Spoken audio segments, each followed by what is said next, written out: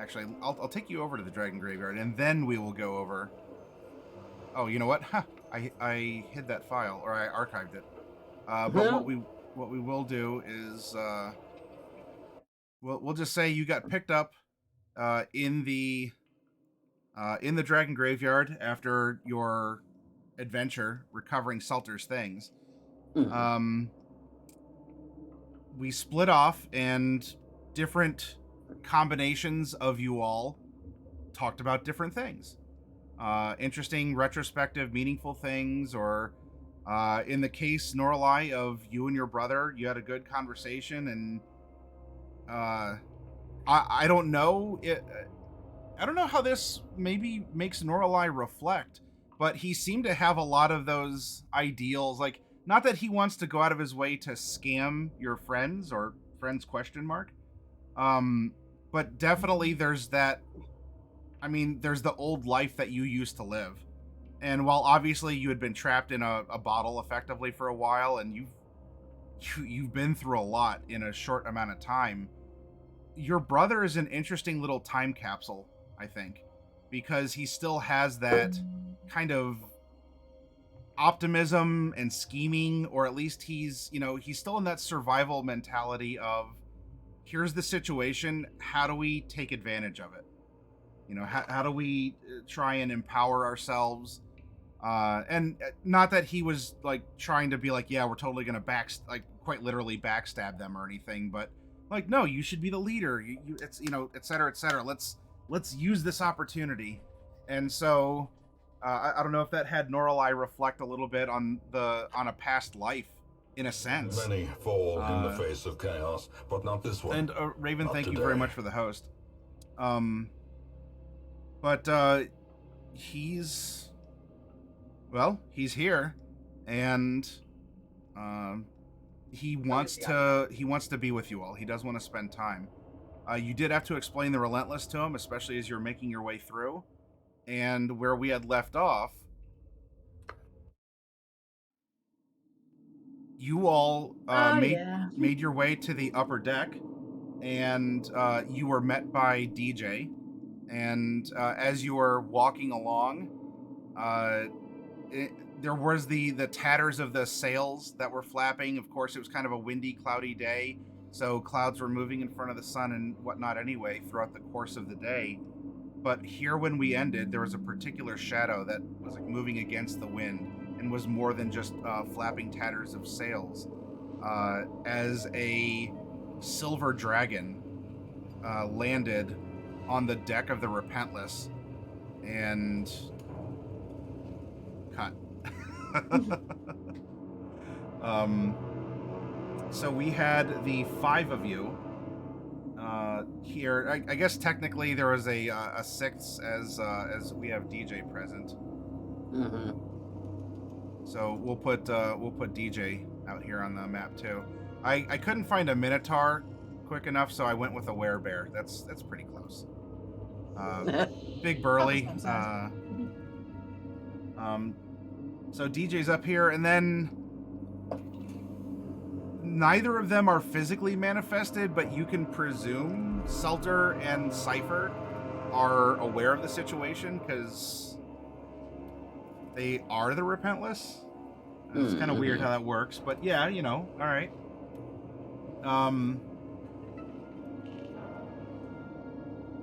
So before we go, I guess, active, you slip into your characters and we start exchanging words or blows if it comes to it. Was there anything that you needed as a clarification or a recap as players? Or did I miss something you want to bring up? Not particularly. Okay. We've all gotten a long rest, correct? Yes, you have. You are officially level 18. Your spell slots have increased. Your HP has increased. You swapped out your spell. It was an ice. You sort of got an ice, or no? Yeah, was it ice? No, it was a lightning thing. I took sunburst by lightning damage. Yes.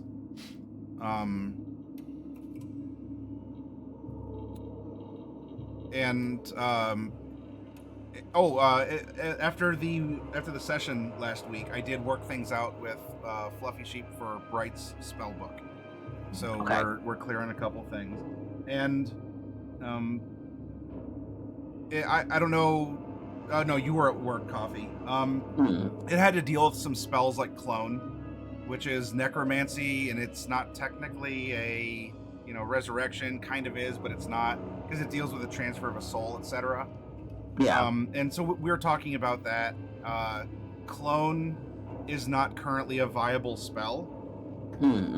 Though, as we were talking, I wanted to make it clear to Fluffy, and of course we used it as a demonstration to anyone watching, that in one campaign, some things may or may not be allowed. That doesn't mean it can't happen in the future. And I left it open for you as the DM in the sequel campaign. Yeah. Maybe the things that you do or research or uncover or whatever open up abilities or spells or other considerations. So we went over that, and that was just a nice preparatory, hey, well, what happens in this campaign could very well affect the next one. Yeah. affect the next one. And of course, when it comes time to pass the torch, I'll be working with you, and I'll make a lot of different notes for you as well, for you to consider. Yeah. That way you can adjust anything, almost like a checklist that you want, and then move forward from there. Right. So- Right. So anyway, yes, everyone. Hello, greetings, welcome. This is session 131, Hearken. And I guess we're gonna hearken unto this silver dragon, who looks a little bit more dragony than this picture. This was sort of a halfway point.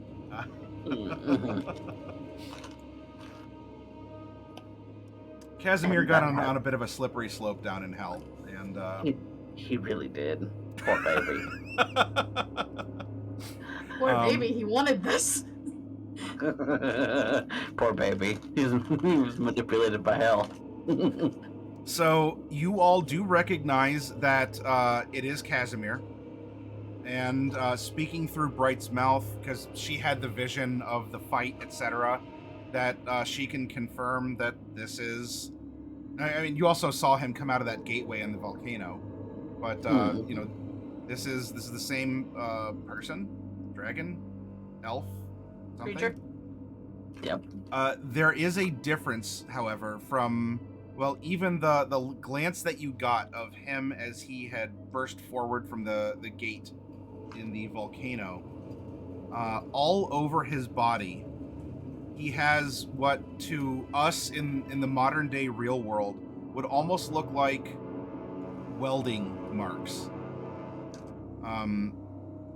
So you get like long, kind of almost jagged lines, but it looks like the skin or the scales have beaded up as they've formed over his body. So, I mean, our characters in-game wouldn't know about welding, but to describe the texture and the kind of appearance, they're long, jaggedy welding marks all across his body. Depending, because Mordecai's history as a tinkerer, he might be kind of familiar with joining metal parts. So I guess something, it wouldn't be welding per se, but maybe, maybe you probably worked with lead to solder some stuff together, or, to do some basic stuff. So yeah, I think maybe, that would be a way, Mordecai, that you would be able to process this. It looks like, Solid mark. yeah, there's just these like molten metal lines over his body. His wings look rather raggedy. I mean, he was able to fly, obviously, but Kazimir looks to be in rather rough shape.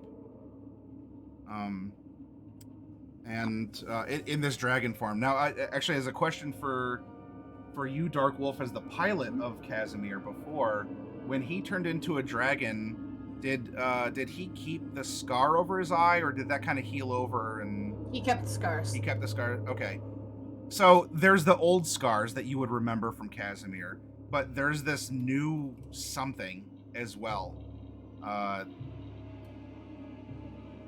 He lands growls, looks rather upset. But you may react. My first move was to place him on the board, and you may react to that move as you wish. Mordecai's kind of taking up a defensive position in front of everyone.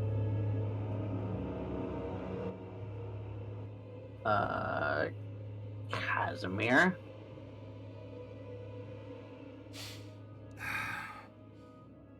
Mordecai.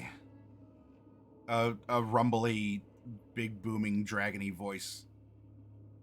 With a Russian accent. With a Russian accent. Icelandian, sorry. Yes. You're alive. That's a start.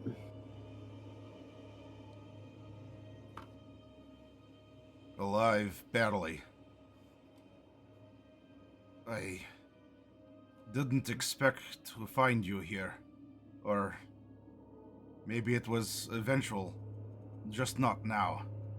But you can listen too, as I've come to treat with Salter.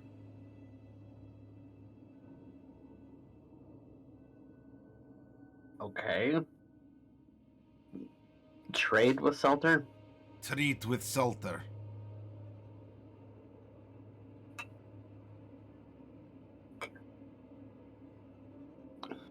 About what exactly? She's around. She is the Repentless. She'll hear you. It's...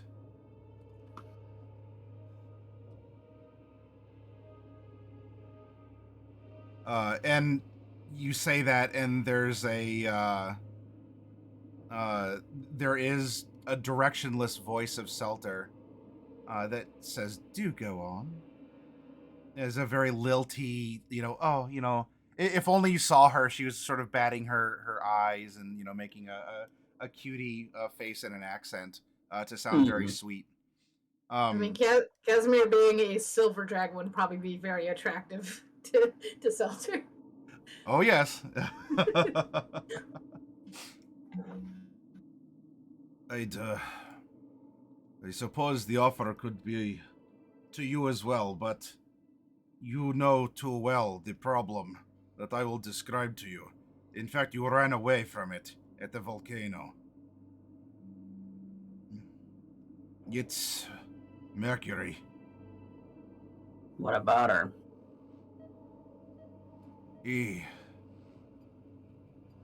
She has my wife. Oh, congratulations.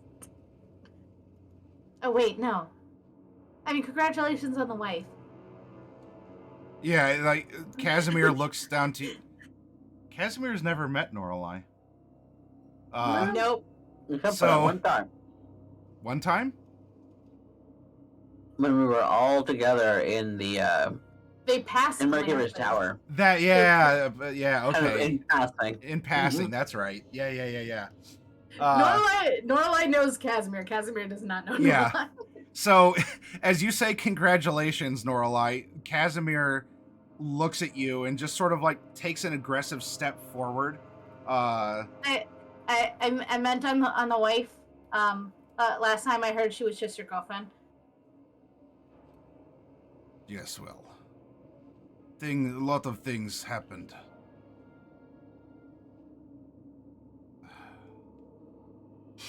But we could help. We could help get your wife back. She and I had fought. Merkuri cannot come back. It is my place to rule. Our place to rule. He corrects himself, but is sort of casting his gaze off to the side as he's presumably remembering his wife.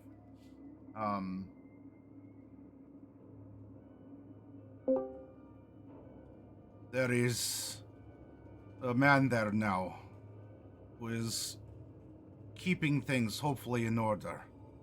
But she and I came to stop her from coming back. It cannot happen. We chased her, we fought, but She was too injured. Merkuri is, too powerful. The lightning that poured from her was too much.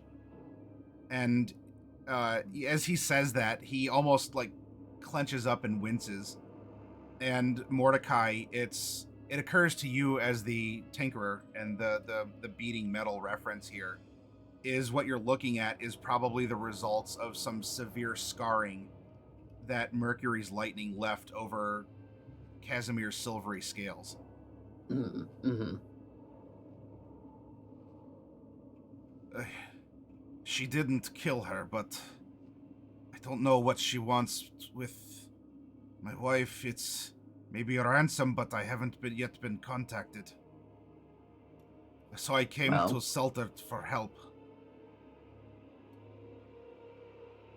Well, by coming to Seltzer, you're kind of coming to us. We should help him.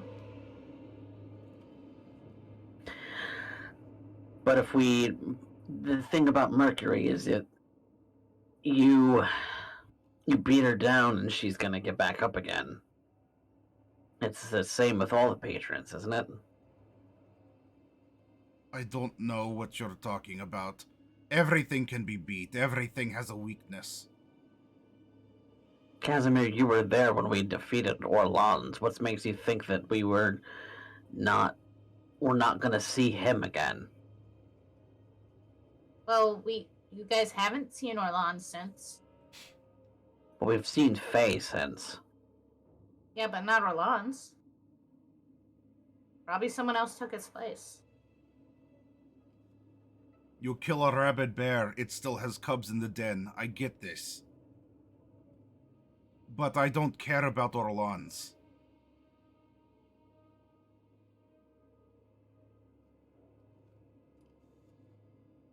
We just want Oiho.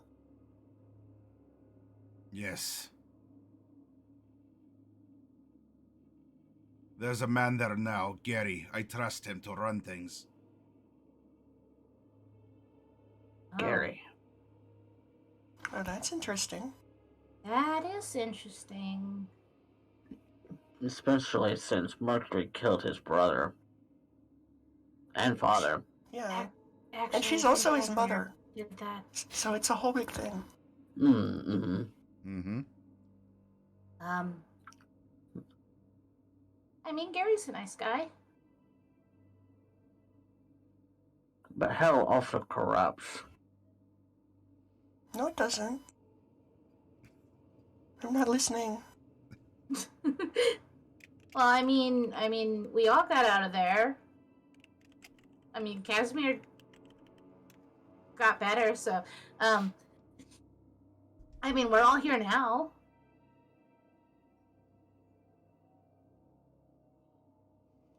I just don't know what we can do against Merkuri. That's my question. Because we fought her at her tower, we fought her at the volcano, and she's still kicking. I mean, we didn't really fight at the volcano. We kind of ran away immediately. Because the volcano was exploding. Yeah. You know, so it was a good idea for us to run. But, like, we didn't fight her. And, like, at the tower, we also kind of ran because we exploded the thingy. Yeah. I mean, she's technically correct, which is the best kind of correct.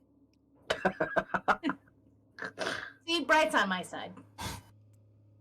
So what are you suggesting? We all just jump in and fight her? I mean, she captured Kasimir's wife, you know? That's not nice. Yeah. Plus, we'd have like 2 really big dragons on our side, so that's a good bonus. Yeah, Kazimir could help us fight Sho'neuroth. If you do me a favor, before returning, I will do you a favor as well. Yeah.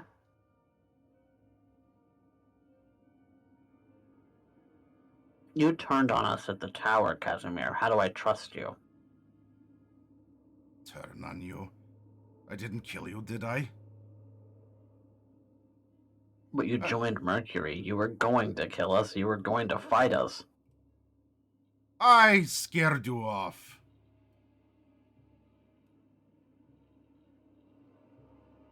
My point still stands.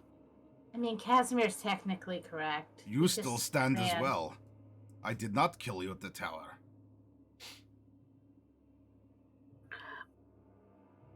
But how do I trust you? You've changed a lot since we've met last. I suppose I have in some ways. I think in my heart I'm the same. A hunter.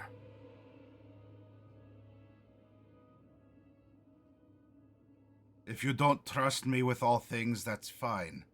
You can learn by working together with me to see my intentions, though I'm laying them bare before you. I want Tam back. Tam? Tam, my wife. Yeah. It's cute. It's short for Tiamat, I bet.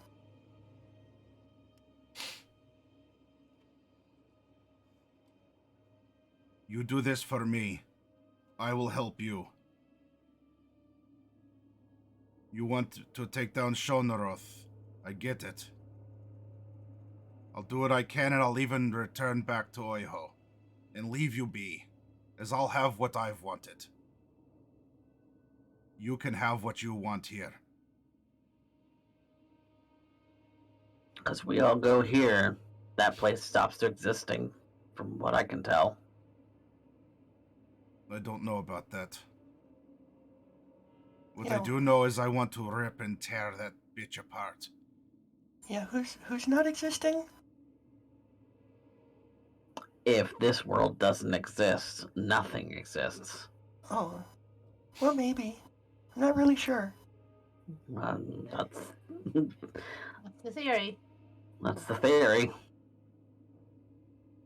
Mordecai, as Kazimir is addressing you, and especially as he's talking about he wants to get Tam back and ripping and tearing and Sho'neuroth, there's a flashback in your mind to the sight that you saw in your dream, where you were approaching that great floating black sphere in the sky, and both Kazimir and Tam, apparently is her name or nickname, were there.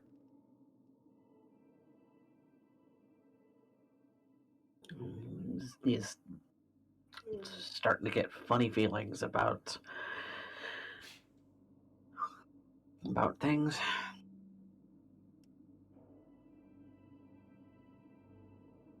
Okay. Fighting Sho'neuroth might mean that you die.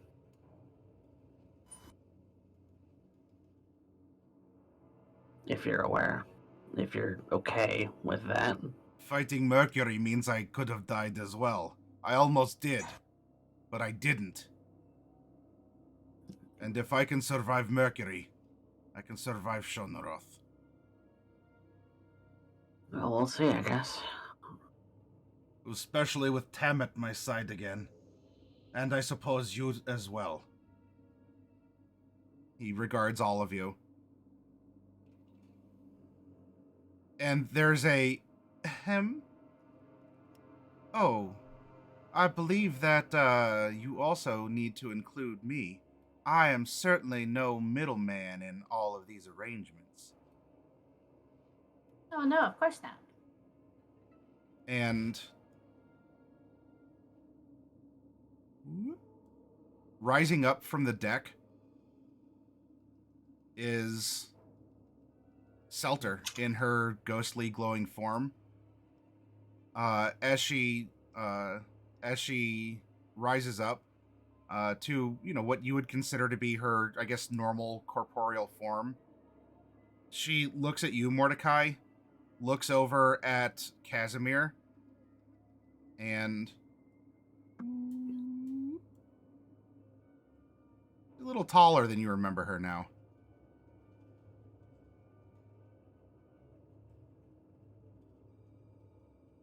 There now. Oh, it feels good to be free again. She stretches languidly, and you're getting.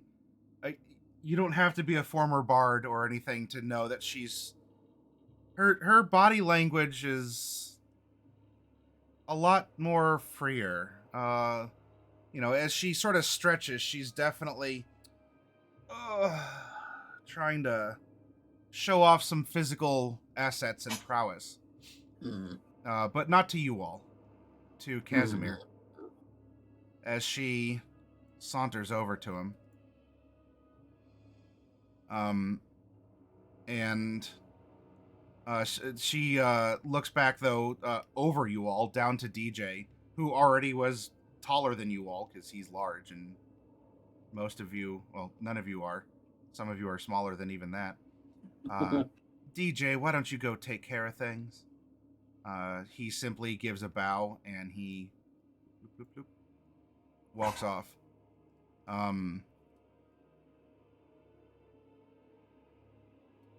Okay, there we go. Now, Kazimir, darling, I need to resolve my business with them first.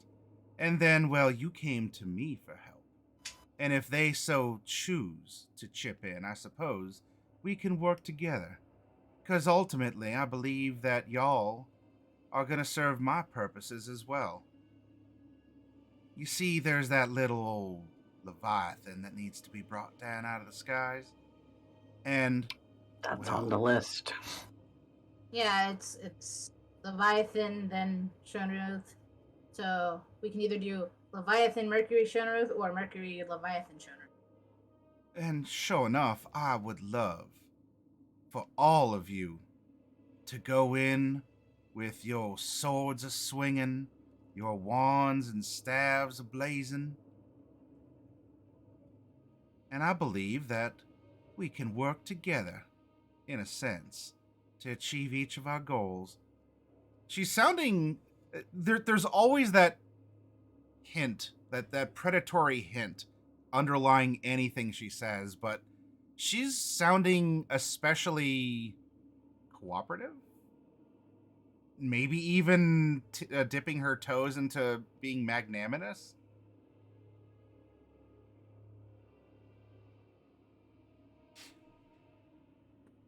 Now, Kazimir, I believe that we got off on the wrong wings when we had first met.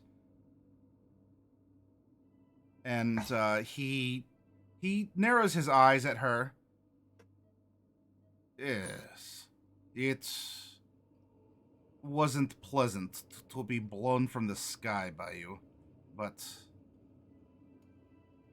that also demonstrated your power to me. And it was that power that I seek to use. And though he's rather blunt with that, and even sounding possessive or selfish, you swear you just saw Selter, like, shudder. Like, a little bit weak in the knees, kind of a, oh.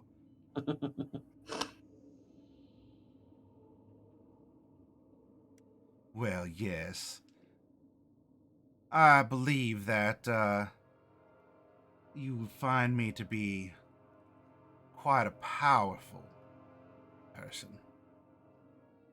And from behind you all, walking up or something, rather quietly, you hear a, as Cypher is standing on the deck. Wow, if only we had Jade, we'd have the whole party.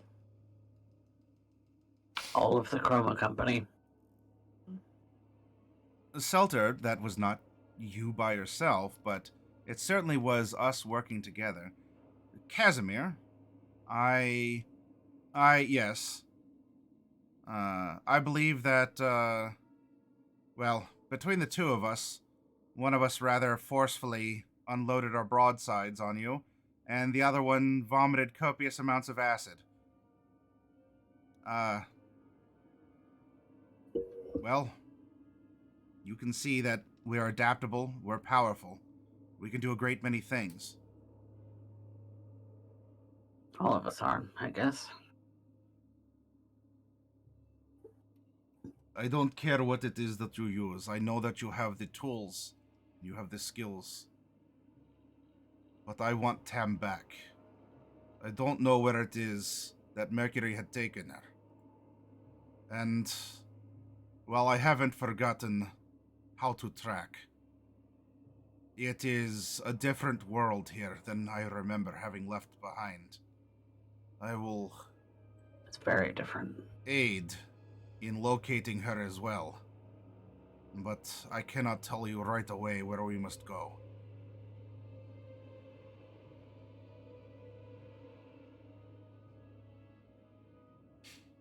If you have any indications or ways to be able to... Right. Could Yeah. maybe scry. Yeah. He's good at finding people. I mean, Unless scrying they're never hidden. really works, but I could always give it a try. She's good at finding people, unless she's not. I mean, it's worth a shot, right? It's probably not going to be that easy, though.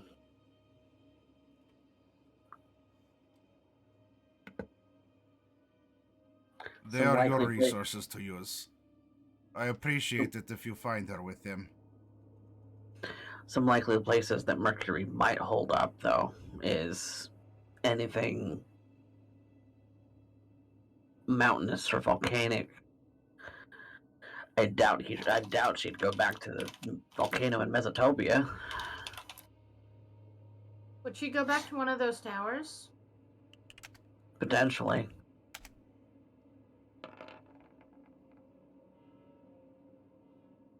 There's definitely one in Oldport. There was one in Mask of Horns. Those are gateways back to Oiho, yes. But...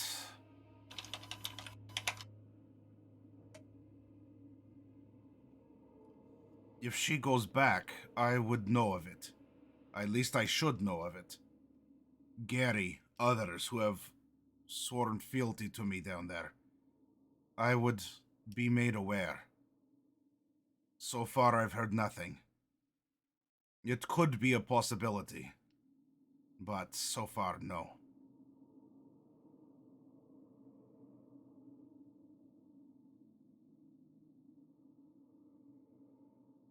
Oh, well, my dear Kazimir, I will do my best as well to sniff out where... Tam, was it? Or wherever it is that she was drug off to by Merkuri. Now, you know that you are a guest here on the Repentless, and if you so wish to, well, stay, I could afford you very hospitable accommodations. Every need of yours would be tended to.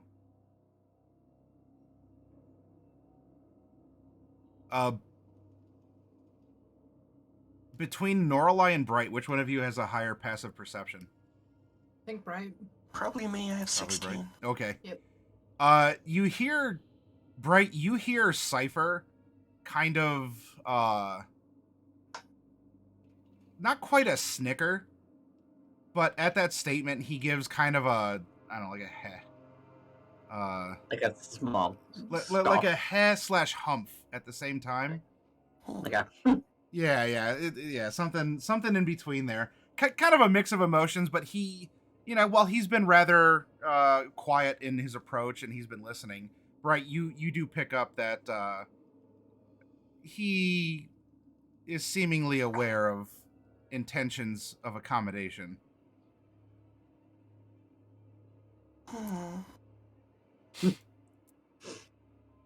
I'm gonna use my minor illusion to replay the same humph, except really loud.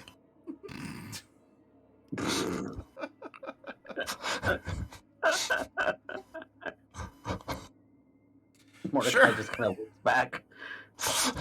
You do that, and Selter whips around and looks down at well, I mean at the back ranks here. Excuse me, what was that? And Cypher just Cypher humped. I heard it. Nothing, Selter. Proceed with your negotiations. Selter's eyes narrow.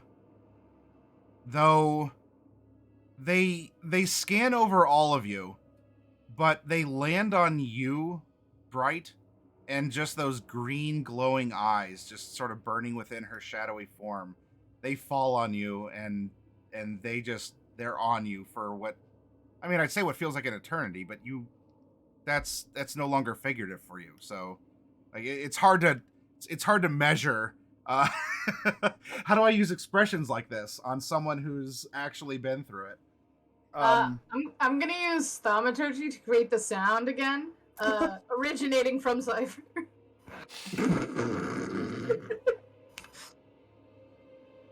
If you don't have something constructive to add, you can kindly go. Kazimir clears his throat. I do not need your accommodation right now. I came to you for help. If you're free for it, I was here to bargain. If you help me, Selter, as well, I will help you in return. It seems that either they are linked to you, or you are linked to... No, they are linked to me. That is the way it flows. They are linked to me. Fine. Whatever. You help me. I help you. You get whatever you want. I get to go home with Tam, and I get what I want.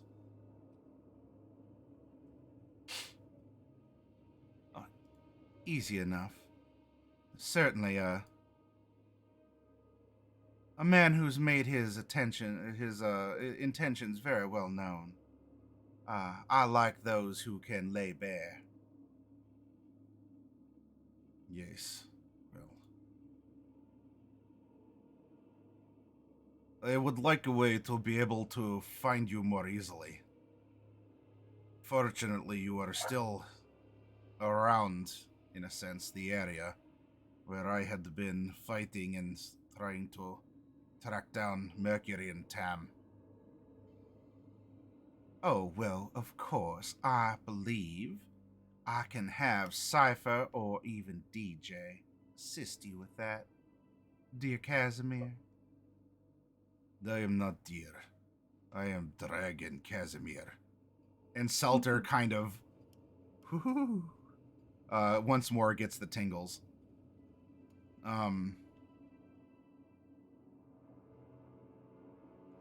Well then, of course, you go do your thing. We'll do ours. And I will have my people call your people. I guess I'll have my people send your people. It's fine. If you stay around here, I'll find you. If not, you let me know. Here, if you need something to talk to me, to find me. He reaches and there's like a flap of his wing that's it's healed around the wound, but it's just sort of like a little hangy, leathery bit. He plucks it, and as he does, he gives a sharp growl of pain. And Selter once more, like, you just see, like, her misty form almost acts as an audio visualizer, as she just, like, quivers at that growl and the pain that's also within it. Whichever one of you needs this, here. And he throws this scrap of his wing onto the deck. Maybe that helps. Now, if you excuse me, I have things to do. Was there more? He shouts at Selter, but also through Selter to you all, asking for any last commentary before he dives overboard.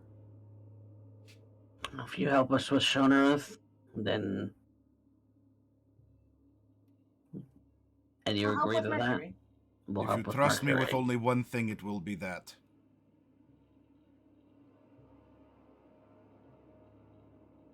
and then you go back to Oiho. I will go back. And you'll probably not see me again.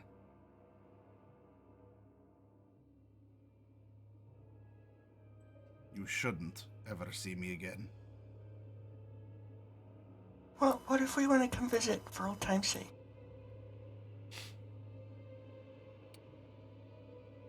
Why don't you, as Selter said, have your people send my people? I don't have people. I'll get some people and have them send your people.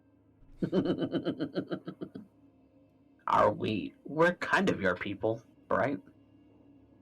Well, I mean, kinda. But that's I mean, that's all of you are different. my people because I don't have sending.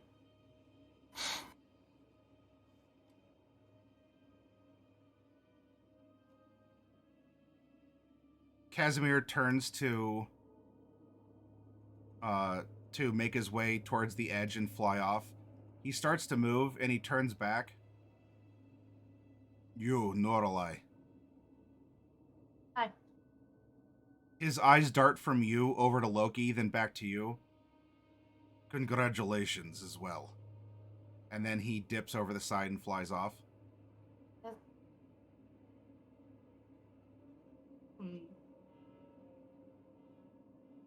He might have been confused. He probably thought that you were married, also, in reference to your... But Kazimir, Definitely confused. flies off. Boop, boop, boop, boop. Honestly, he should have congratulated you more. What? Because you're actually married. Oh, yeah. Yeah. Well, he probably didn't know any better.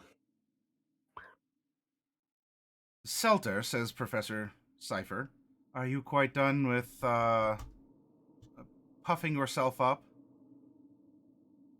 And she was lingering watching him fly off.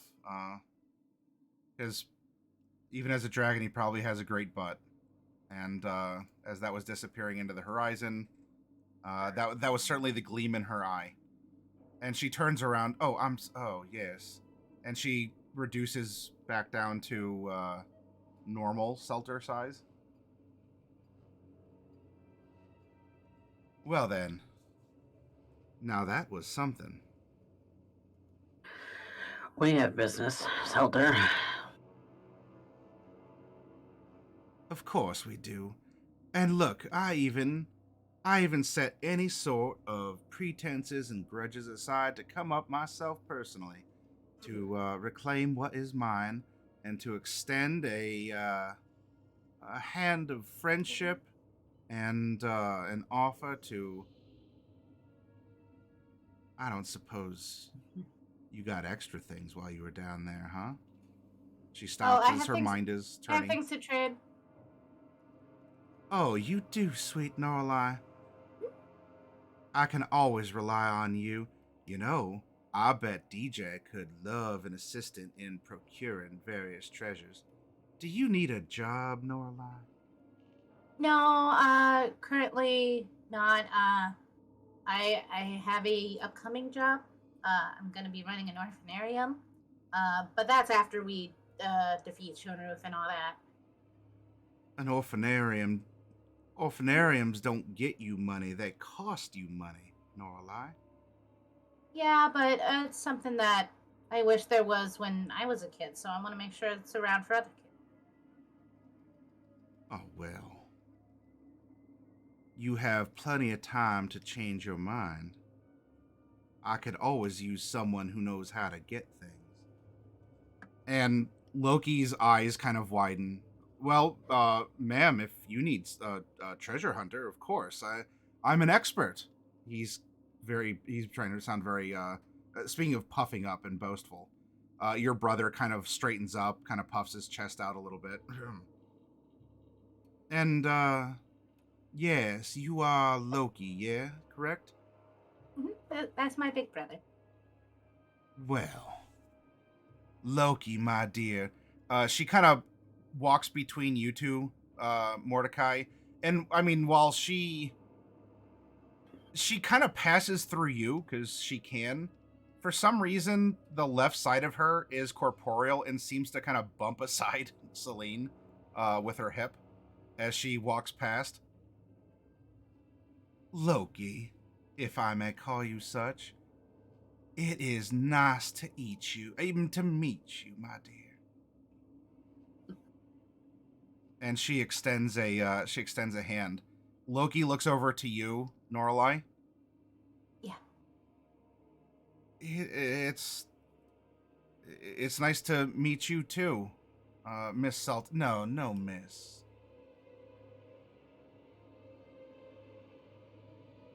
Oh, okay, Celta. No, just Celta either.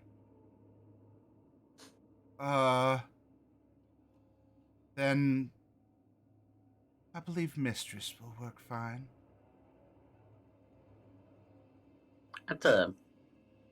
That's bold. You can earn your casual conversation with me if you wish to so dutifully procure information, riches, wealth. You will find yourself in my good graces. And you want to be in my good graces, my dear Loki. Oh, well, and Cypher kind of gives a bit of a clearing of the throat. He turns around and looks at him, and Cypher's just standing there with his arms crossed, with kind of one eyebrow cocked up, watching the exchange.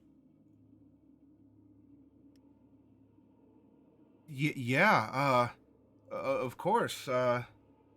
If you need help, but just know that I'm here with her. Well, really, with all of them, ma'am. Mistress. Of course, I think that we can find something mutually beneficial. You work for them, they work for me, you work for me. See how it all just comes full cycle?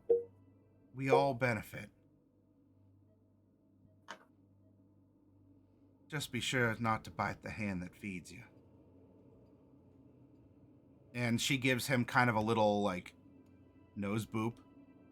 Well, a bit of a nose, but actually, it's probably with the reference of the hand that feeds you. Like it would actually kind of like trace down, boop, to be more of on the lips. Well, she walks back.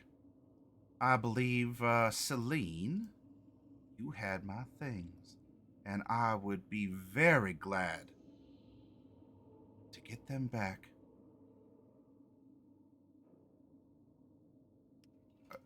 I'm not quite sure exactly the tone that Selene might use, but Selene has the things. She might be very practical and is like, well, here you go, and just sort of, here's the stuff. You did say that we would be able to outfit her properly once you got those things back. Of course. And I am a dragon of my word. Good. Now, I believe then there's no more outfitting that can be done here on the deck of the ship. Let's go. And she begins to walk away from the pile of things that she so adamantly had demanded that you all get. As she walks by, oh, Celta, will you be a dear and get my things? He sort of gives a what? And a little bit of a look of unexpectedness to the statement. But he simply walks over and he opens up the deck, and the things kind of fall through. Well, mistress, it's taken care of. And he gives an overly exaggerated flourish of a bow. Even you're calling her mistress, jeez. The mistress was dripping with sarcasm. Yes. No insight rolls needed there. But either Selter didn't catch it or she didn't care, but she's in a very good mood, and despite technically not even being, needing to walk, has a spring in her step as she makes her way elsewhere. Good mood is good. Maybe she'll actually be,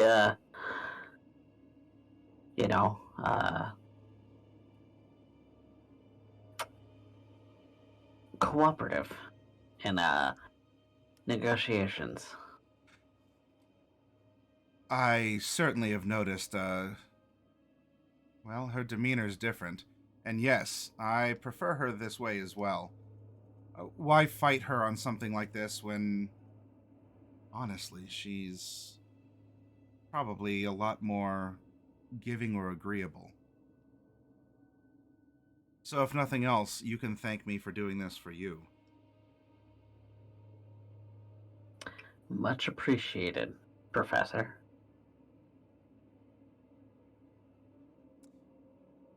Though while you have me here, and I can assure you that she is not going to be aware of anything that we talk about. And there's a kind of a staticky field that is emanating off of him. Is there anything that you need to let me know? Anything that I should plan for or start to research?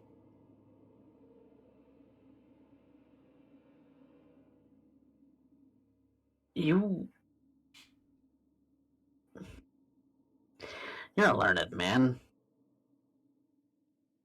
I've been accused of that, yes. I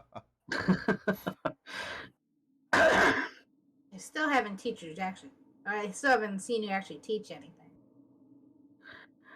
Well, are you really a professor? He's more of a research professor. Thank you, Bright. Yes, a research professor. Field research, particularly.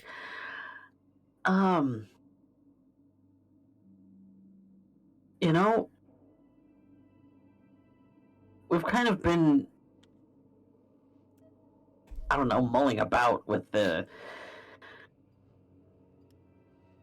some things.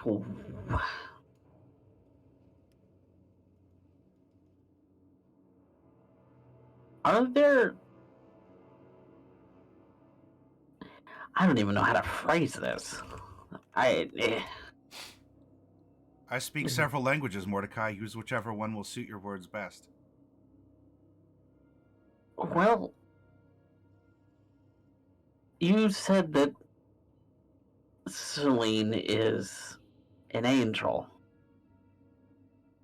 Where did those come from? And if Ouija's isn't the goddess that we thought she is, being that she's made from giants, I'm having lots of questions about why it is that things are the way they are and why no one remembers it. Yes. It has been, the point of my research to try and better learn about what has happened and why it is that there's been little or no record or anything that's provable or verifiable. Anything that might just be hearsay or a document that might be real, it could be forged, or people just consider it something that's not relevant. I'm trying to put the pieces together. Inconsequential, yeah. I know what it is through the textbook definition of what we believe these angelic, these celestial creatures to be. And I believe that there's truth in the root, in the core of it, where celestial, the skies, the outside. But Celestial kind of implies a heaven? an outside of some variety, from someplace else that's not here. And I don't know if this makes matters better or worse, Mordecai, right? Norlai, Selene, Loki. But I believe that we are rather well aware that there is something that is also from an outside place. A big something that is the bane of quite a few of us. Wink, Right. wink, he says, actually. And, you know, I don't know how long Sho'neuroth's been burrowing into the ground, but it's obviously destroying the planet at this point. It needs to be Sho'neuroth taken is care not of. from here. It's a foreign element. It's It an is. outsider.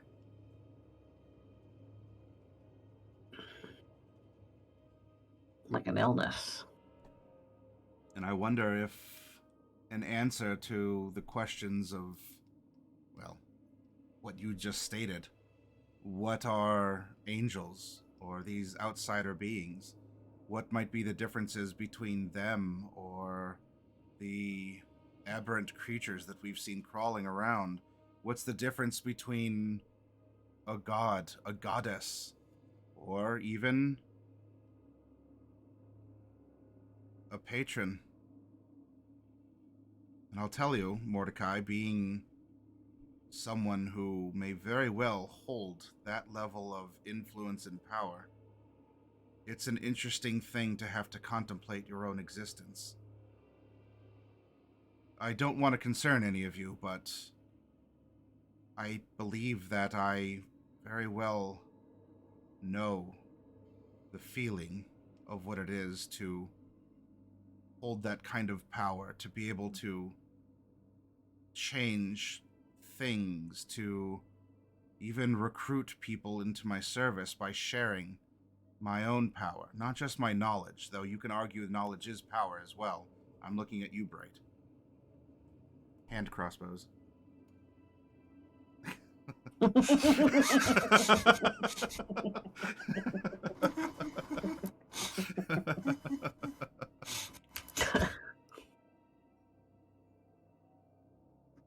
Since discovering more and more, not just about myself, my lineage, and even the history of this place, I've continued to gather knowledge. I've continued to gather information to link things together, and, well, more recently to actually combine, in a sense, with Selter. And Norla, your brother interrupts similarly to what he asked you. Is like, oh, did you do it with her? And Cypher looks over to Loki, and I suppose you totally could say did. that, yes. They totally did. Yes, Not that that's anyone else's business. I did it with her, Loki. And, well,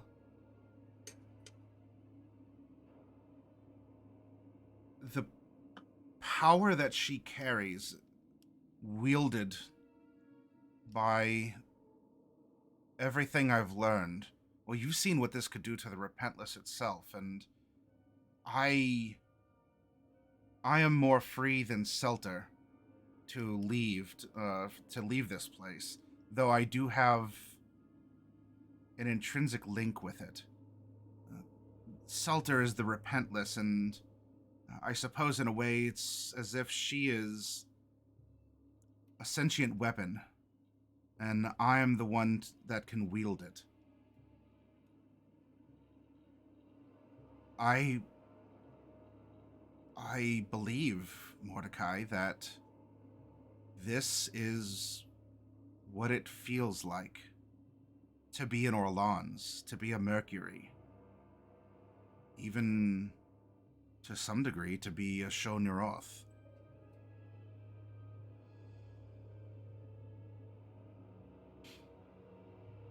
Speaking of Sho'neuroth, That sounds kind of dangerous to me.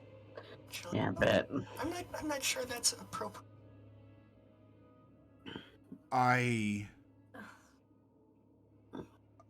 Bright, I don't want to alarm you, but I do absolutely agree. If I so chose, with the Repentless, with the power of the Repentless as well, I'm sure that we could destroy swaths of a city alone. Of course, I have no such intention on doing that, but if you must know what it is that I feel capable of doing, I believe this is what it is. I believe that civilizations could crumble before the might of the Repentless, and it is I who sits in the pilot's seat. Now, he says that, but also he checks that kind of staticky field that he erected to make sure Selter wasn't listening. Power corrupts, and absolute power corrupts absolutely. Can I roll an insight on the professor? I want to know. Yeah. I know. Like, how serious is he about not? Yeah. Yeah, I'd be interested 20. in that. Yep, go ahead.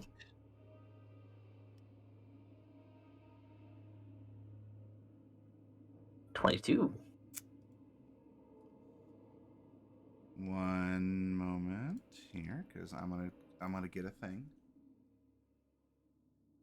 Dun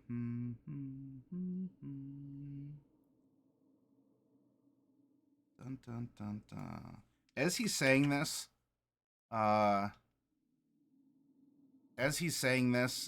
your minds, Bright and Mordecai, are going over his words and the way that he's carried himself and everything to this point. And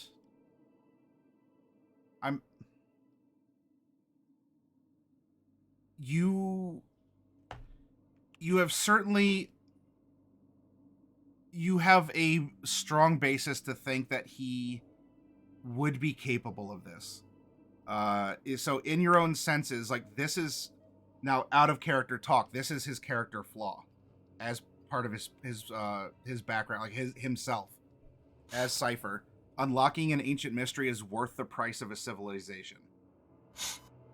Now, we take that flaw as written on a character sheet out of character, and we translate that to the feeling you get in game of, as he says this, there's just this, is he going to do it?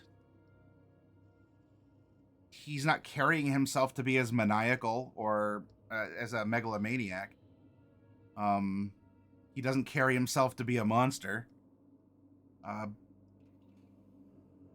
But he seems to be sharing these hints of his feelings, observances, and even his own self in confidence with you.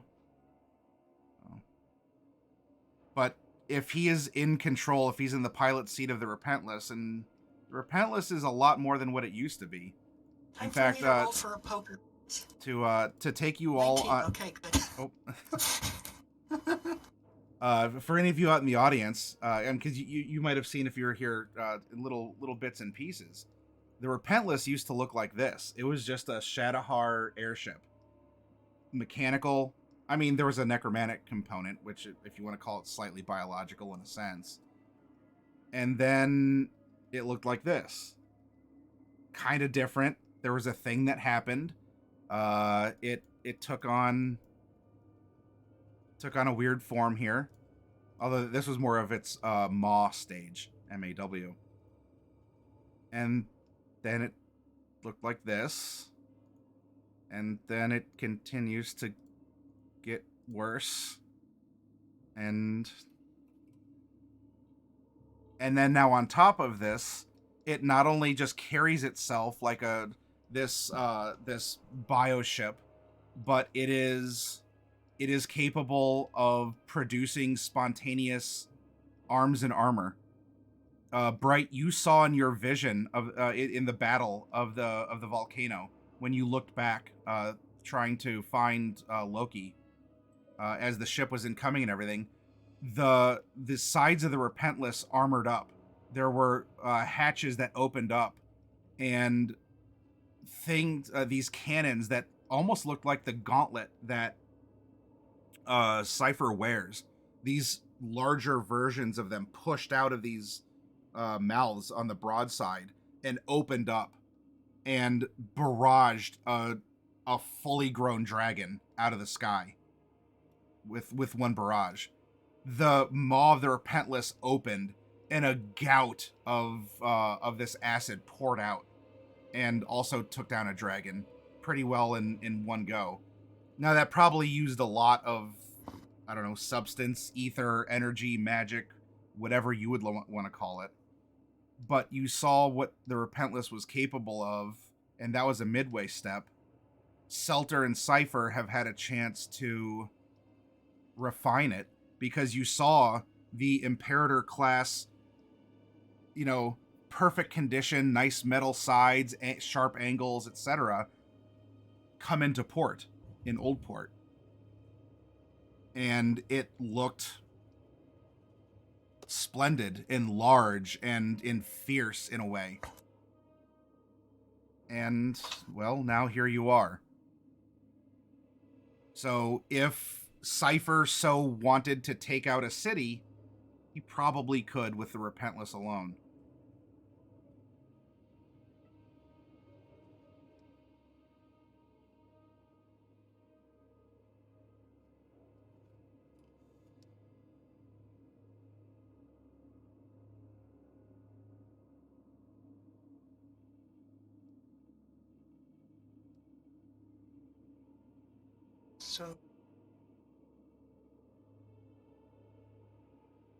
So, out of character, I'm not going to talk about this until...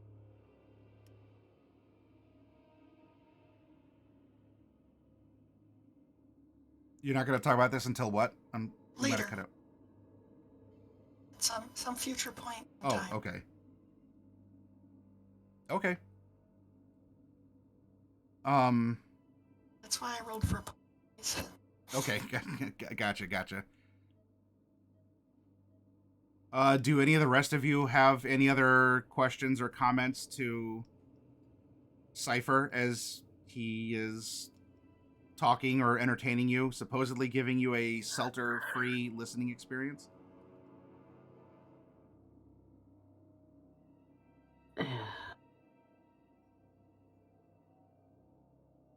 It's just all weird. All weird. Yes, Mordecai, things are very weird right now, but... And he takes his gauntleted hand and he puts it on your shoulder and gives you like a good like pat and a squeeze. Nothing threatening, or he's not like crushing your bones or anything. Like it is a legitimate show of confidence and in support to you. But we do have each other, Mordecai. And as much as, well, Selter and even Kazimir have their very overt and selfish aims, I think that it is capable to work together and to have their goals intertwined with our broader goals and to be stronger together. Sort of like, and he looks around, while it's completely unnecessary, there's still, it looks like a ship, like an old ghost ship. That's part of the psychological warfare that Selter likes to engage in. Anyway, sort of like a rope. It's not just one string, it's several that are corded together to provide extra strength. And that's what we need to be right now, despite all the forces fraying at us. All the sleepless nights, all of the constant drain on our resources, our energy, our time, our emotions. It will never stop, but we have to hold tight, Mordecai. I'm hoping we can put an end to it. Because then maybe the world will heal. And what a world it would be to explore, to rediscover. And his eyes widen at this as he's talking to you, but he's also musing these thoughts in his own mind. And he'll even like go to the railing.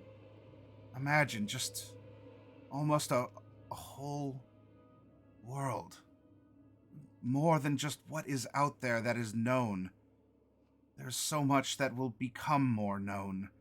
There's lives to live, countless stories to record. There's such potential out there, Mordecai.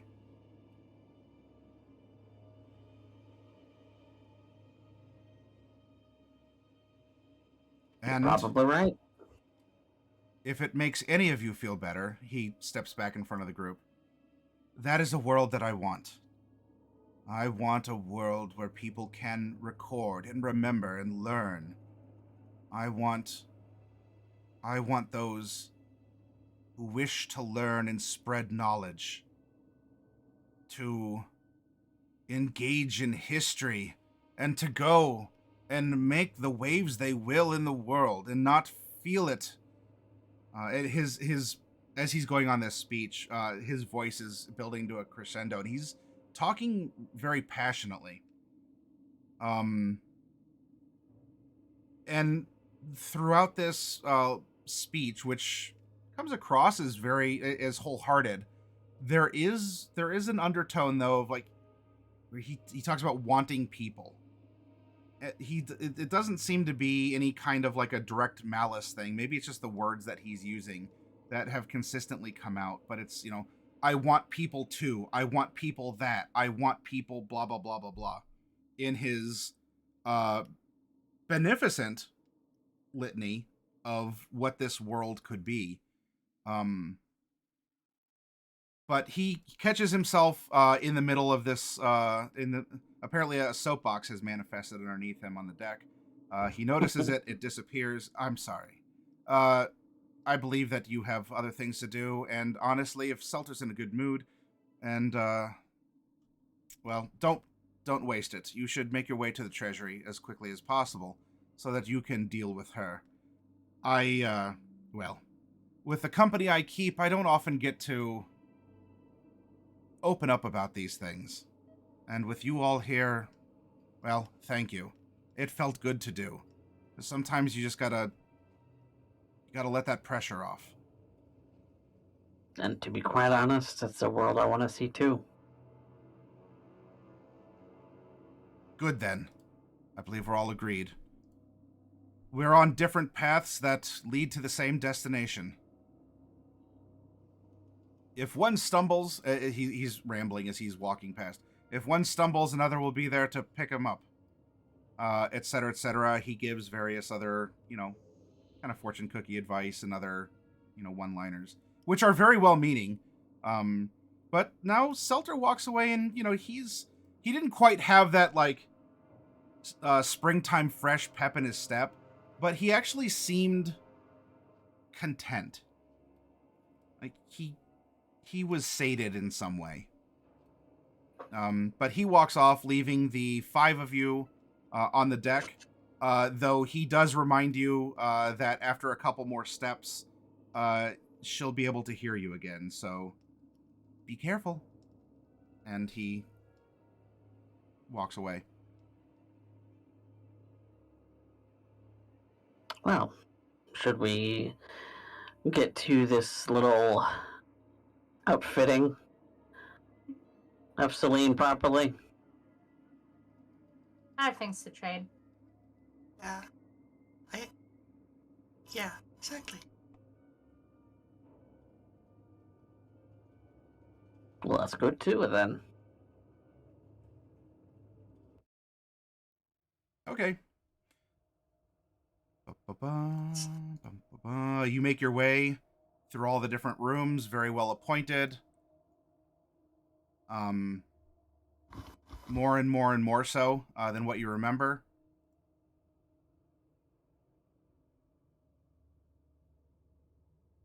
think we were using this as the treasury as well. I know it's the map room, but whatever.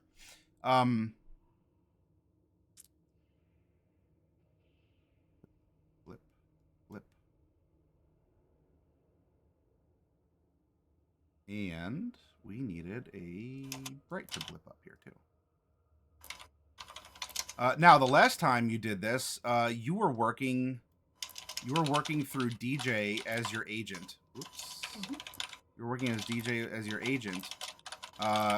For good or for bad, you are working directly with Selter. As she is bemusing her collection of things, and as you walk in, she's not vindictive. She doesn't have some snappy, smarmy comment like, "Oh, it took you long enough," or something along those lines, or never keep a lady waiting, or something else that you might expect. She was enraptured with her collection here.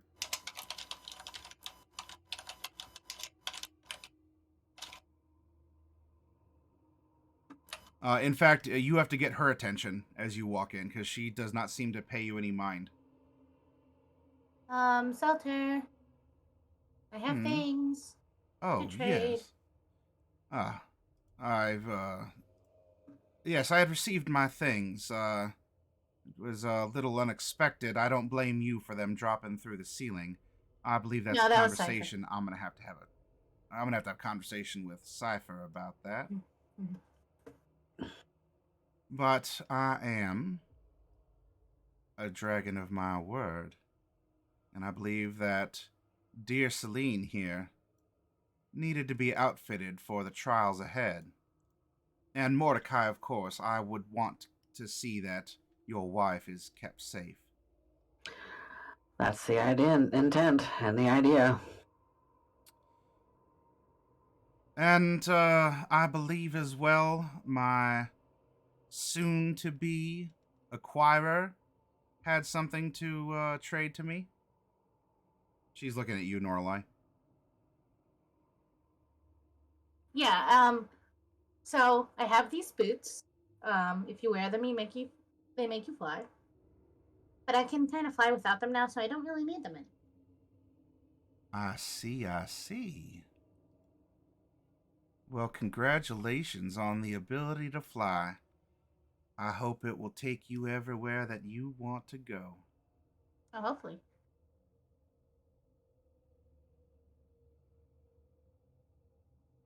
I just post the here.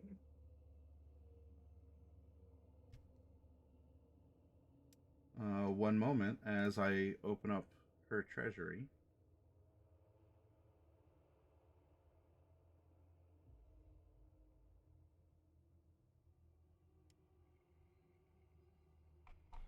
What tier were the boots of flying? Uncommon. Uncommon. Okay. Attuned, if that matters.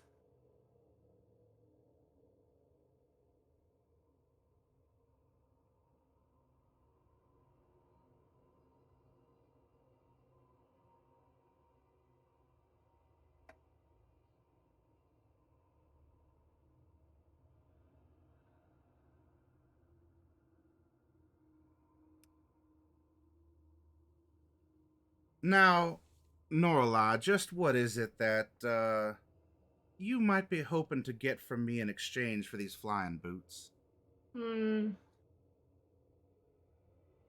Did you want money? Did you want something that can produce a cookie anytime you wanted it?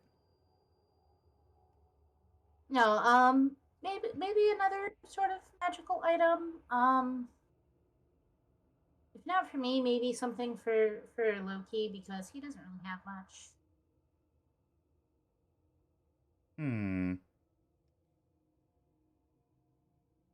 Well then, Loki. Yes, ma'am. Yes, mistress. What does a boy like you need? Maybe like a weapon or something, or We haven't really put him through his paces. We don't know what he's capable of. Maybe like a bow and arrow or something. Like maybe a magical bow, because then you can just keep your distance. What can you do, Loki? That's a well. I'm I'm really good at talking to people. He catches himself in a moment of uncertainty. I'm really good at talking to people, isn't that right, Noralai? I'm good at acquiring things. I'm In a fight, though. well. I've not had too many fights because who needs to fight if you've never gotten caught? He laughs at himself, like not laugh like haha, but like he thinks that he made a good quip. Mm-hmm. But we are going to be fighting Mercury and the Sky Shadow Leviathan, and you said that you wanted to help. What can you do in regards to that? Are you still linked to Sho'neuroth? I don't think so. I don't feel itchy. I don't have thoughts that aren't my own. Though I suppose, well, this wouldn't be a good place for it. Mistress Selter, do you have, I guess, a training dummy or something that I can practice with? Well, Loki, I suppose that depends. If you're looking for combat practice, I'm sure that could be supplied. You can go to the top deck. In fact, the others here have been put through their paces on the top deck as well. You all would remember that she did provide you targets. I mean, through DJ, but she ultimately provided you targets on deck to practice against. So, Mistress Selter, can I take I guess, a rain check until I figure out what's going on? I I haven't been myself for a while, and I gotta know. Loki, I have something that Go ahead. be able to use if you want. It's something I've been carrying around for a while, but I can't really use it because I just don't have it. I don't know how to describe attunement slots. You can't carry all that many things at once. My hands get full when I'm in combat, and it's stuck in my backpack, and I just can never bring it out when I need it. But it's something that can help you stop from getting caught. It's you can use it to turn yourself or anything else into a creature. Oh. And so you could use it to turn yourself into like a mouse or a spider to sneak into somewhere, or you could use it to turn some of us into like a big bear or something really big, in case we, get into trouble. I mean, I don't mind taking it, but that really sounds like something Norlai could use. I tried to give it to her and she didn't want it. Well, because my hands were also full. I need 2 hands for the staff. Well, yeah, Norlai, I guess if you're fine, I know you're the one who's really into animals, so if you don't mind me having it, I'll take it. I want to be able to help. I want to be useful to you all. Yeah. I need to check and make sure. I need to take inventory of my attunements, but tentatively I'll plan on to you. But until then, let's go practice. Yeah. Oh no, that's right, because I've got the staff, the first cube, and crystal. So those are so yeah. The polymorph one. Okay, and what we can do is, we can do an item shuffle as well for what can be given to Selene. In stepping out of character, I'll talk with lethality and offer something similar to what you all were given when you remanifested back in the world from Oiho, where you have a budget of these tiers of items and you can shop among them. And I would want lethality here to make those choices. Yeah, seems only fair. And so we can kind of, if there's like an additional cost to anything, then, you know, we have some money to put forward to that. So, but we don't have to go through that now if we want lethality's input. So, well, and just from a optimization standpoint, polymorph is much more useful for rogue.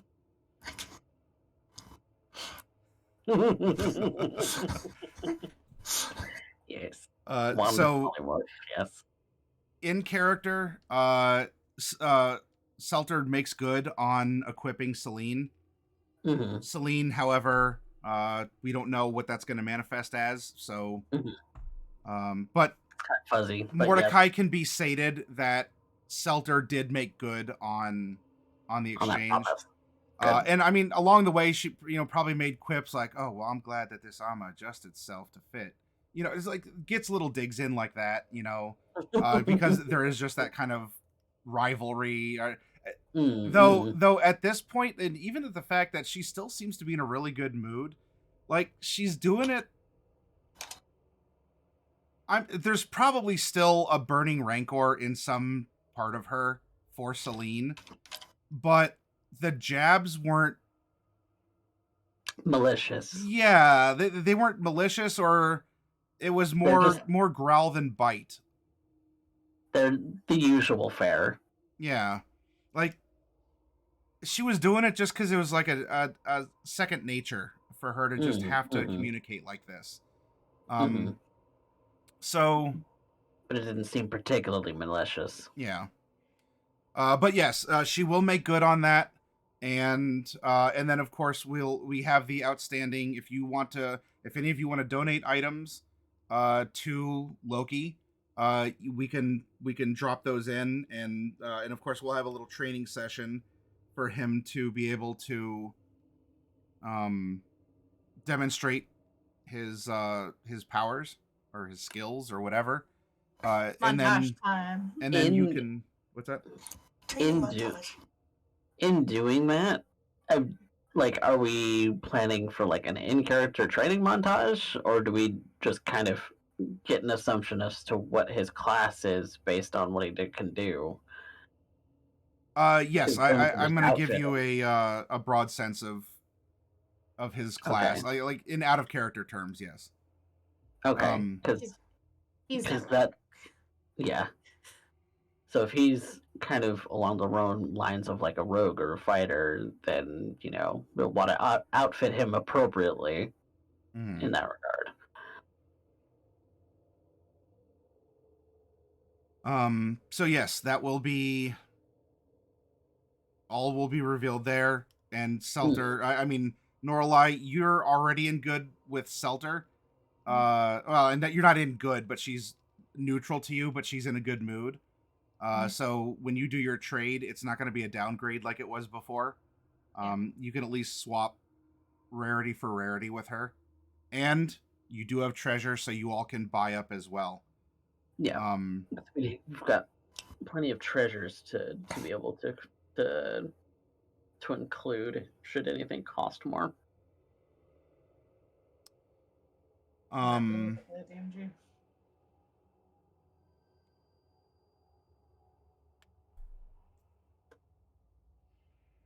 Then, since we're talking about things like out of character, or at least we're talking about outfitting, trading stuff, treasures, any other things like that you want to bring up, since we're in a pause in game, do the inventory mini game that all games have, and then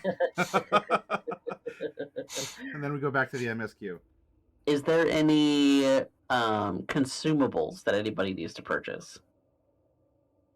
I could probably use health potions because I did not have any on me last time. I need incense. I'm out of incense for piggy soup. How many do you want? And how much does that cost? It's 10 gold to use. 10 gold. So, I don't know. How rich are we currently? Currently I have listed that in actual gold we have 453. We have old early Shadowheart coins. We have old Shadowheart chess sets. We should take those to someplace in Old We Port, have. someplace where people I appreciate still haven't claimed Mordecai's gold that was in the safe deposit box. Mm. I think my mic sensitivity. We have 15 gems of different kinds worth 500 each. Oh, yeah. We have 2 rubies worth 3,000, 1 Jareth Jacinth first 500 worth 5,000, and the Universal Solvent. So we have some tradable goods for, equivalent to money. Yes. So while you're here and you're aboard the Repentless and Selter's in a good mood, if you she will if you want to swap currency for gems, she will give you she'll give you 1 for 1 on that. 1 for 1. Okay. If you have 1,000 gold piece emerald and you want a pearl, you can get 1,000 gold piece pearl for her. Like, you can swap what that is. Or if you want change back, you can do that too. If it's monetary through coinage or gems, and I know gems can also be some spell components, that's fine. Because I need diamonds. Everything will be their market price for you. If you want to buy magic items, she has a lot that might be available, but she will charge you. She's not going to overcharge you, but there would still be some things might be worth one amount or the other. There might be a little bit of variation in there. Were the rubies needed for something? There was a spell component, right? I think Bright had an idea for spell components. Yeah, rubies are good for Force Cage and also for Forbiddens. How much do the rubies have to be worth? Because we can just swap them for rubies of lesser value. I think Force Cage is the highest cost ruby spell, and it's 1,500. Okay, so if you want to change it to 1,500 and the rest or to 1,500, or for because there's 3,000 worth of ruby in that we have right now. So if you want to change it to the equivalent for your spell components, then I can give that to you.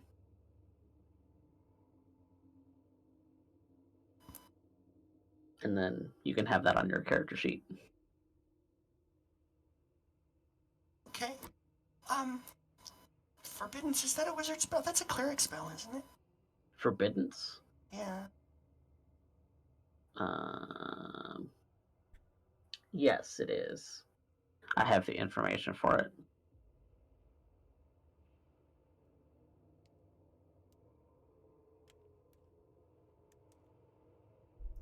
And it's powdered ruby. That's part of it. Yeah, we're good. Yeah, well, it's the same way with Force Cage. They're both called for power. Powder? Okay. So you want 6,000 gold worth of ruby powder? Or no? No, we only need 1,500. Because Force Cage doesn't consume it. Oh, okay. And I don't think Forbiddens does either. Let me double check that, though. It seems like the sort of thing that... It doesn't say which the spell consumes, so... If it doesn't say, then it doesn't consume it. No, it doesn't. Okay, so if you just want the 1,500 in powder, then the rest is spendable. Yeah, okay. Great. Oh, actually, they're worth 5,000. I'm sorry. So that's 10,000 gold worth of rubies that we have right now. That's a lot of rubies. Yep. And you're taking 1,500 of that. Yeah. That would be rubies plus 10, but now it's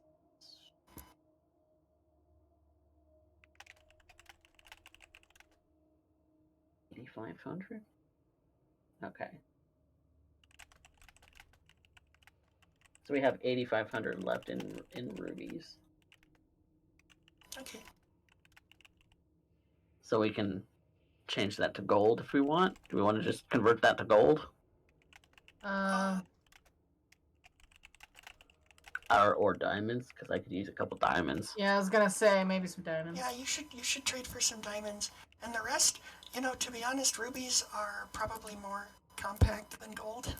So it's probably better to keep them as rubies, and then if we need to buy something, we can We'll just trade trade the it, rubies for. Okay.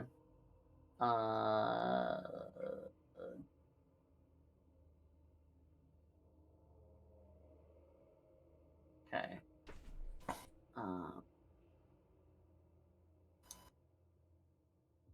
Yeah. So I'm going to how many diamonds am I gonna take?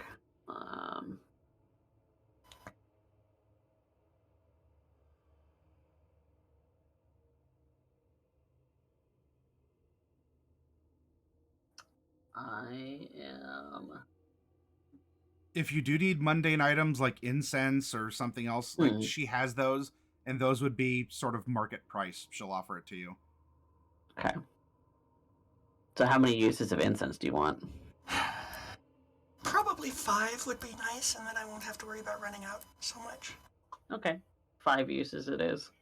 I've marked it off on our gold. Okay. Put it on my sheet. Along with the ruby dust.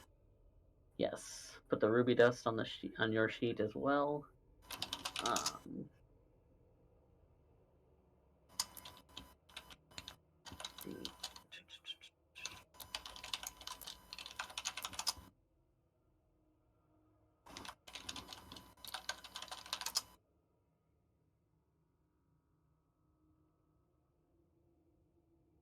I think I want a couple diamonds worth 500 and a couple diamonds worth 300.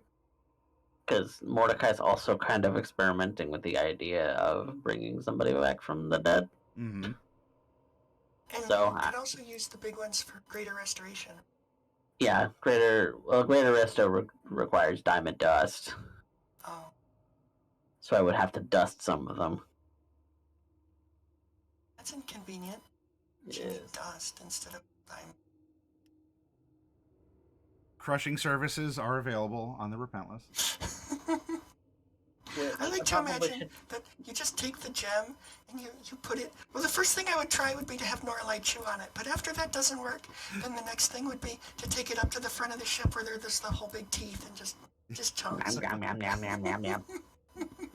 Yes, because I'm running low on greater resto, so I am gonna take just to call it an even 4 more uses of that. So 4,000 gold. And then I'm gonna do the diamonds. My revivify.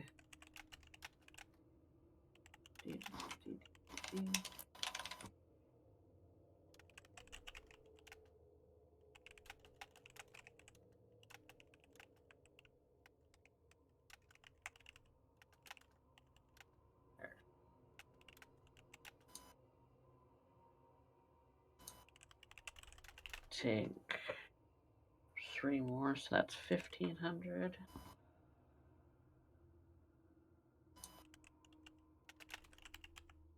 And then a couple worth 100. I'm gonna do 2 diamonds worth 500.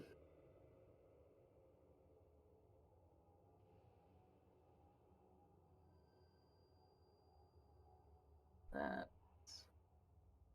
1,000. All right.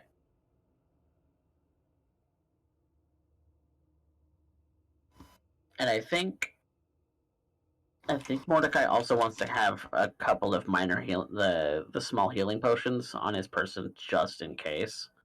Okay, you can buy them at 50 apiece. 50 apiece. Okay. Then, yeah, I'm just gonna buy 2. 2 healing. Does she have spell scrolls? Spell scrolls. Spell scrolls would probably be yes, she does, but they would be variable. She's not a magic shop in terms that she's making them. She would have whatever randomly was scooped up or taken in with things that have been consumed along the way. So scrolls are available, but there would be a chance that she wouldn't have one in particular you might be looking for. Okay.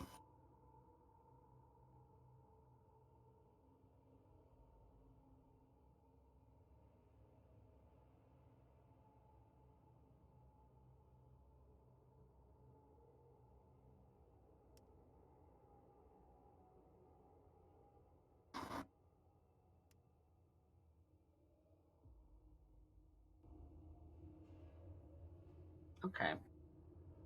So I've done all of my swapping. Okay. And beyond, I don't know if Selene's going to need any diamonds or dusts or resources, but pending that, Bright and Norlai, are you good for any money changing, gem swapping? Yeah, I think we just took care of it.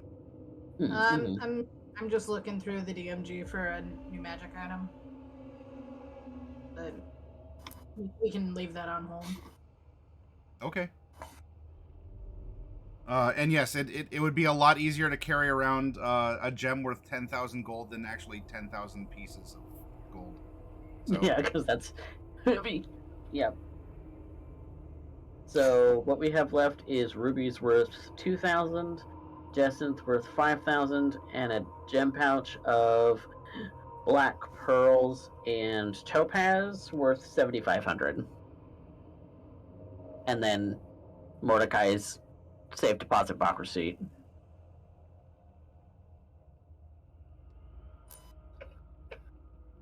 That's what we have for money left.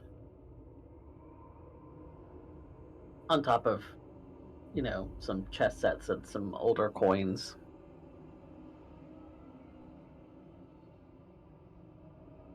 Yeah, we should take those chest sets and Shadowheart artifacts to the port and see if we can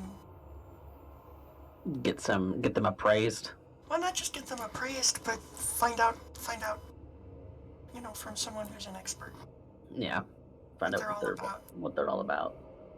Or there's legend lore. Do I have any legend lore? Does legend lore take consumables? Yes, it sure does. We were just talking about this last session. I mean, I can wish for it, and I'm planning to, but Okay, so it consumes 250 gold worth of incense, and then has the 4 strips of 500 that you buy.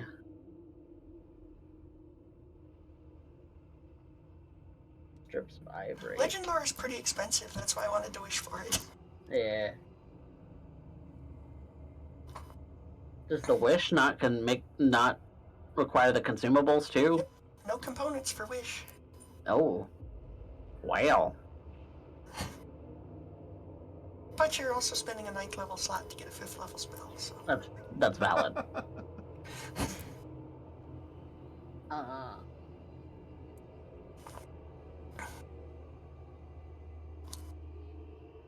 Do we want to put some uses of legend lore in our back pocket, just in case? Maybe. I don't actually have that spell, but... I do. Me and Selene can prepare it if we wanted to. I think it'd be better just do the wish.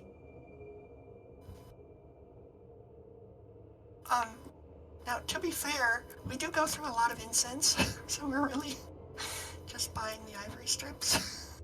Yeah. I mean, the ivory strips you only have to buy once, but the incense you have to buy as you use it. Yeah. Do we have other things besides Find Familiar that actually call for incense? I feel like there's probably some cleric spells that do. I think divination. I think a couple of other things on the cleric list. Oh boy, I knew somebody in wizard school. It was really sad. They ended up dropping out because they were allergic to burning incense. It was the saddest thing. Oh no. There's some cleric spells that call for incense, but don't have a gold requirement amount on it. It's just assumed that you're maybe lighting a single stick or whatever, negligible cost.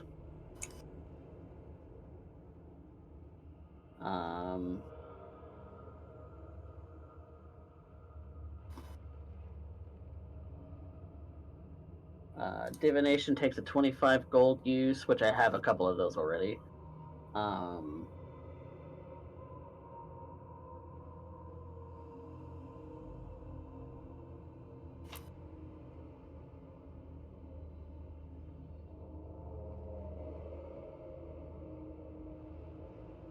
I would have to search through the whole list to see if I have anything else that would require any kind of gold amount worth of incense, but it's legend lore that takes the most, I'd imagine. Okay. Well, I don't have strong feelings about it. Do as you wish. I have enough incense for Piggy Sue. That's all that matters.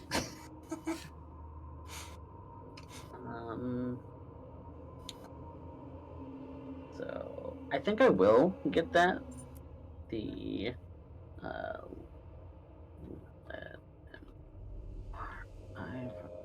strips.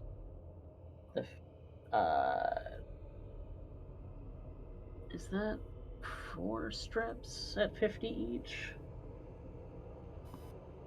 And this is the prime time to buy, because it's not that shops have ceased to exist, but here and now, I'm telling you that mundane things are here. You're getting favorable conversion terms, etc.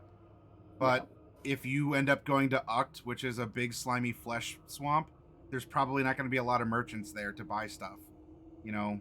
Or if you go to other places, it may not be available, or it may cost more, or if you want to sell something, you wouldn't get as good a return on it. So I can't imagine you're buying enough incense that it would overburden you, even with an 8 strength. But but if you want to stock up, this is a good time to get healing potions and things like that, since your DM is giving you an almost free pass on most on mundane stuff and a lot of like lower magical or quasi magical things.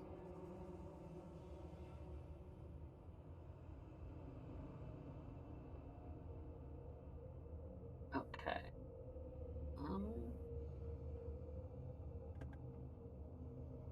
I think I'm gonna get 2 legend lore incense, which is 1,000 gold. 500 gold. Yeah, that's 500. Oh, that's 500? That's right. My bad. Okay. Yes. 2 uses of the consumable for legend lore, and I bought the strips too. So. Okay. Just in case we want it. In case, Selene wants any of that. We have enough for us each, or whatever. And I'll make sure as well to, because tonight we still have more stuff that we're going to progress to.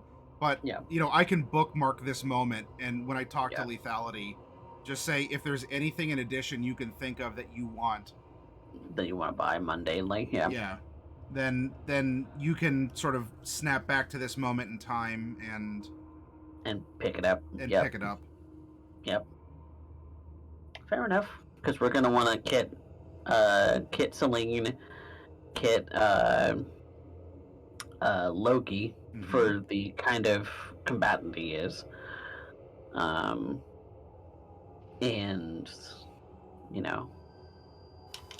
get all of our consumables kind of pulled together.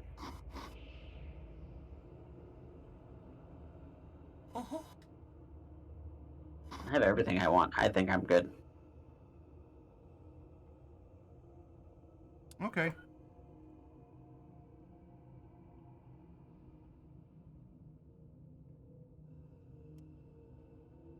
Then so for spell scrolls, I have a list of spell scrolls that I might want. Okay. So should we roll or something to find out if if she has any of them, or... Yeah.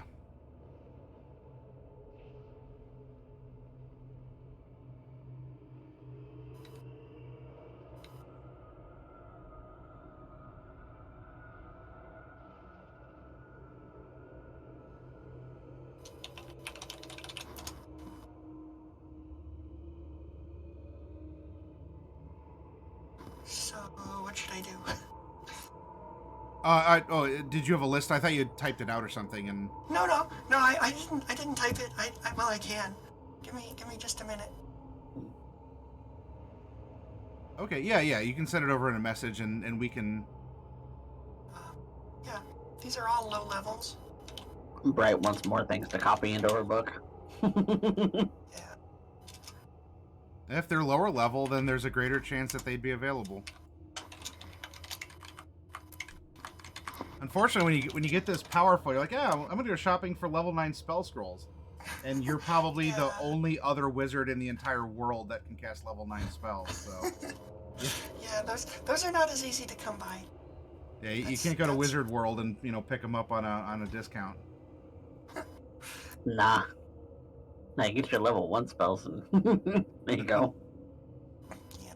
Okay. There we go. I sent you a list. Okay. Then let's 1, 2, 3, 4, level 2.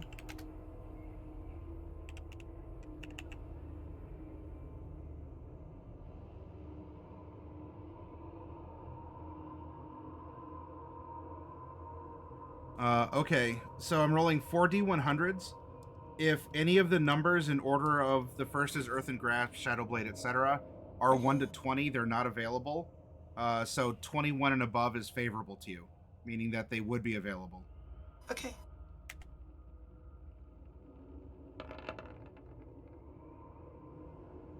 Ooh, Okay. looks like they're all there. We're all, she has them all. That's convenient. Yeah, so Gust of Wind apparently, maybe it was misfiled, and it took a second, but... It blew away in a gust of wind and Yeah. chase it down. It's a magical scroll. It does that sort of thing. So those are available to buy, and I'll get those prices in a second. And if it is a 1 through 10, Cause Fear is not available right now. It is available. Okay, good. So it seems like the Repentless ate enough low-level wizards to... I'm very concerned about that, actually. Maybe it ate a magic shop. Well, Maybe it did. I mean, these magic items, there is a... somewhere. Seltra didn't craft these herself. DJ probably didn't either, so you accepting any of these, there is I guess a moral component that these... Look, all 5 of these are in a wizard spell book that she gobbled up. Sure. Sure. Actually, there is one more spell. Actually, comprehend languages. Oh, I'm That's sure always, didn't have that's always a yet. useful one. Yeah, I don't want to have to wish for that again. That one's always useful. Yeah, I'm surprised they don't have it, especially because it's divination. Is Compa level 1? Yeah, it's It's level a one. level- That's right. Tongues Yeah. is the higher. Okay. Yeah, tons is higher. It's there too. Okay, great. How much do they all cost? 1 second.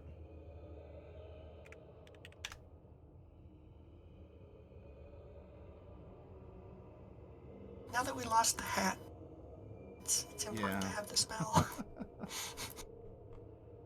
To be fair, even when we had the hat, it was lost most of the time. We always forgot that we had it.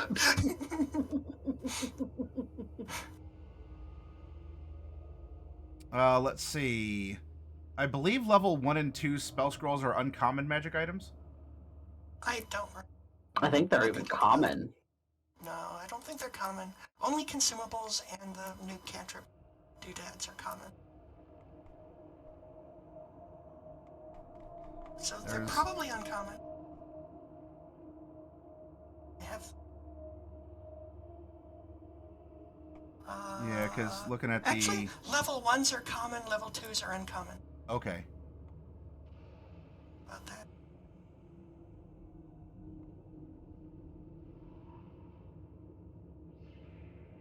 Level 1s are common, and we have 5 level 1s that you wanted. No, I had 5 level 2s and 2 level 1s. Oh, I'm sorry. Yeah, I swapped them around. Okay. All right. Looking for more So level 2s because I'm not happy with Big N as my level 2.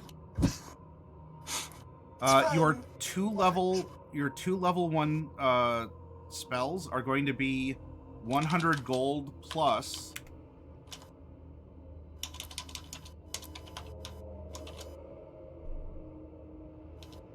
Okay, there we go. I guess the dice didn't roll, but it gave you a result. Plus, 27. Nice low roll. The market favors you, Bright. So 127 gold for your 2 spell scrolls, level 1. Total? Or each? Total. Oh, great. Yeah, you got a deal on those. And then we have 5 at level 2. So this I don't is necessarily need all 5. Those are just all the ones I was considering.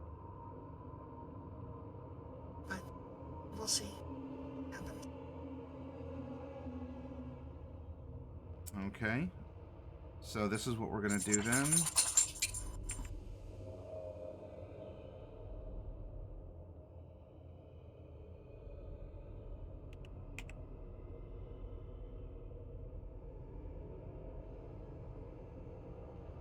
Or wait, no, it was only 4. It's Earth and Grasp, Shadow Blade, Warding Wind, and Gust of Wind. Were your level 2s, correct? Yeah, I suppose so. I Okay. miscounted. I Okay. could come up with a 5th one though, real quick, if you want. It would be Blur. Blur would be the 5th one, for sure. So in order of those, Earth and Grasp, Shadow Blade, and Warding Wind would be 400 gold each. Or wait, yeah, and then Gust of Wind. Apparently, there's that's only going to be 100 gold. Oh, it's kind of good. Okay. That's good to know. Okay, well, I'll definitely buy the 2 level 1s because that was easy. Because those are pretty cheap. And then for the level 2s, probably don't need all of those. It's gonna take me a minute to decide between Earth and Grasp and Warding Wind because I don't want to buy them 400. That seems wasteful because I probably won't use them all that much. So, can we leave that as in a quantum superposition for a moment? Yeah. I want. That's good.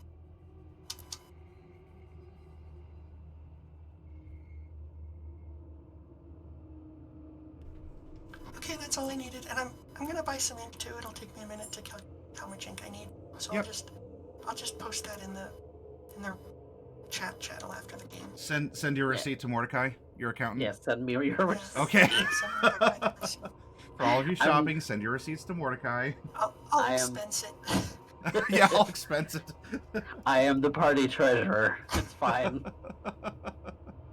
Mordecai needs a bag of holding because he pulls out these giant rocks. You better learn how to invent one.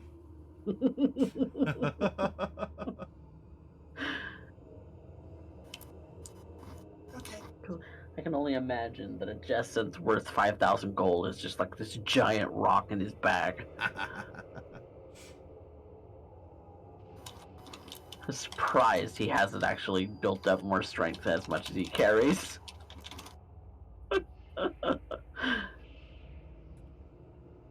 Including the team. Well, you build some, but then you age like, 20 years and you lose a little bit. Oh, God. He looks like he's like 45, 50 right now. Yeah. Yeah. He's getting crow's feet. Just means you smile a whole lot. Right? Or is that water erosion from the tears? He's a bard. You gotta... He's a bard / cleric.